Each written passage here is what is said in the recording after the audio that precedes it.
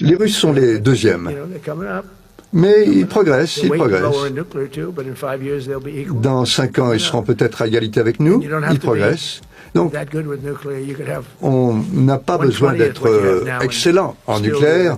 On pourrait avoir 1/20 de l'arsenal actuel et on pourrait détruire la planète. Ça serait épouvantable. La Chine, la Russie maintenant dominent dans l'espace. Avec l'armée, l'aviation, nous sommes très en retard. Et dans l'espace et dans les gardes-côtes également. Nous ne voulons pas commencer avec des guerres. Nous ne voulons pas perdre nos hommes. Il vaut mieux résoudre ces conflits.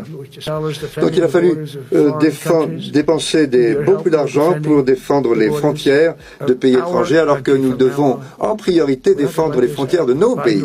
Donald Trump veut rencontrer Poutine, mettre fin à la guerre et réunir Zelensky et Poutine autour d'une table pour instaurer la paix. Mais il affirme qu'on obtient cela qu'en adoptant une position de force. Ce qui ne veut pas dire qu'il est contre la Russie. Attention, c'est justement ce que les médias français, experts en propagande et leurs trolls incapables d'aller aider l'Ukraine sur le terrain, refusent de comprendre derrière leur clavier.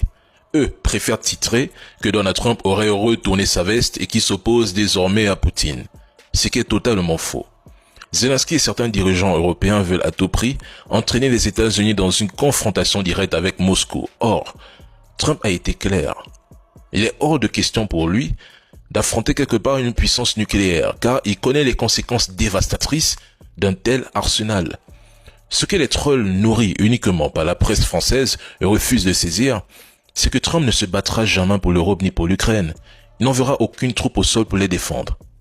Et si vous êtes même si puissant, pourquoi avez-vous encore besoin des États-Unis contre la Russie? Bref, les missiles longue portée Tomahawk ne changeront rien à l'issue de ce conflit. Avant eux, vous avez les chars, les obus, les sanctions, les Storm Shadow, les attaques CMS, les milliards injectés, la propagande, les mercenaires, rien n'a fonctionné. Et la vérité est simple. Sans l'aide massive des États-Unis et de plus de 40 pays dès avril 2022, l'Ukraine se serait effondrée en 3 jours face à la Russie. Si cette guerre c'était du 1-1, du 1 contre 1, pas de soutien, rien, juste du 1 contre 1, Russie contre Ukraine sans soutien occidental, je n'imagine même pas la suite.